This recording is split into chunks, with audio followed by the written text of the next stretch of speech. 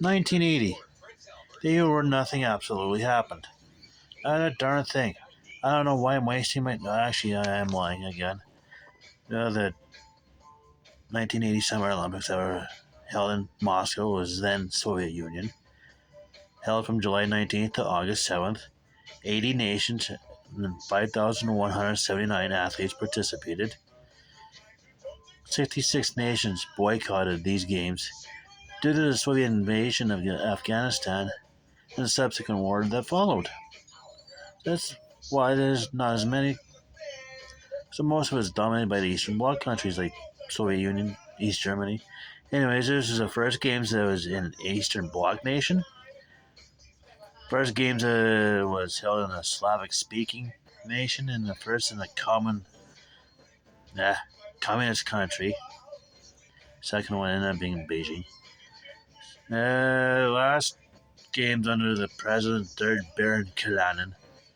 Juan Antonio Samaranch takes over not long after, and he's president until after the Sydney Olympics.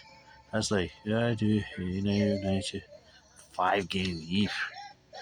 No, I think it's because of Samaranch.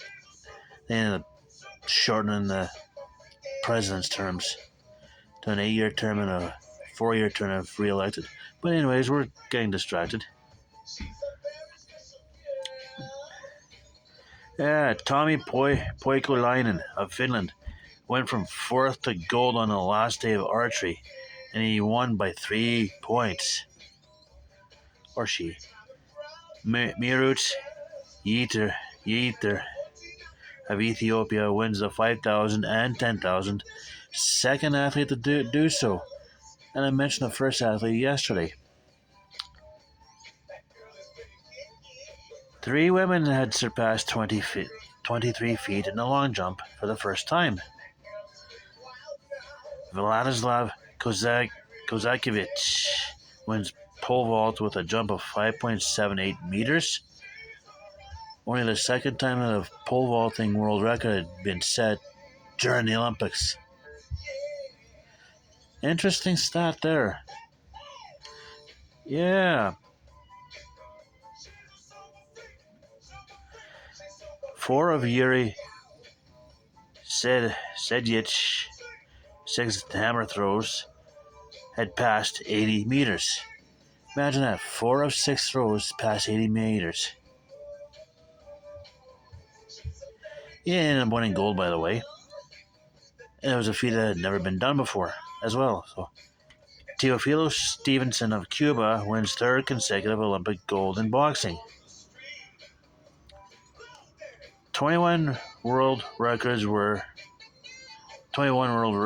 broken in cycling. Crazy. Oh, it gets funner later. 6 women's field hockey teams took part in field hockey for the women in Moscow, and Zimbabwe had ended up winning it.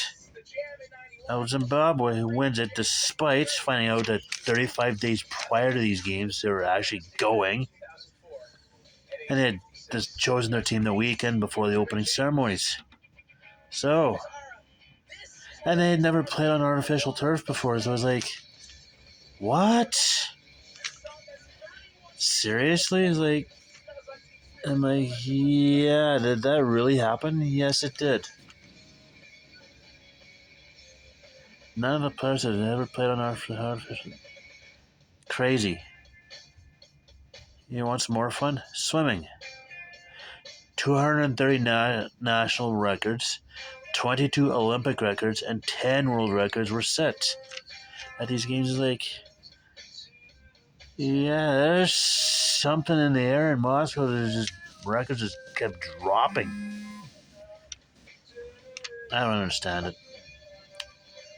Yeah, it looks like this is gonna be a bit of a short. The Soviet Union basically won everything. Cleaned house. 80 gold, 69 silver, 46 bronze, 195 medals total. East Germany won 47 golds, 37 silvers, and 42 bronze for 126 total. Those 2 nations combined majority of the golds and half the friggin' medals because of the boycott. Yeah, that's okay. Next one is in LA, the USSR and East Germany and some of the Eastern Bloc countries. And I think Czechoslovakia as well, and I think Poland. And I'm not going to Los Angeles to return the favor of the U.S. Not going to the return boycott of these 1980. Hard to put together. So the Eastern Bloc countries in '84 is like return the boycott that the U.S.-led boycott happened in 1980. Yeah, I think you get it. Anyways, I think that's it. Canada obviously was not at these games, so it's like I got nothing for that. So, anyways, tomorrow, 1984 in Los Angeles. Yes, we're into the 1980s, folks. Until tomorrow, stay tuned.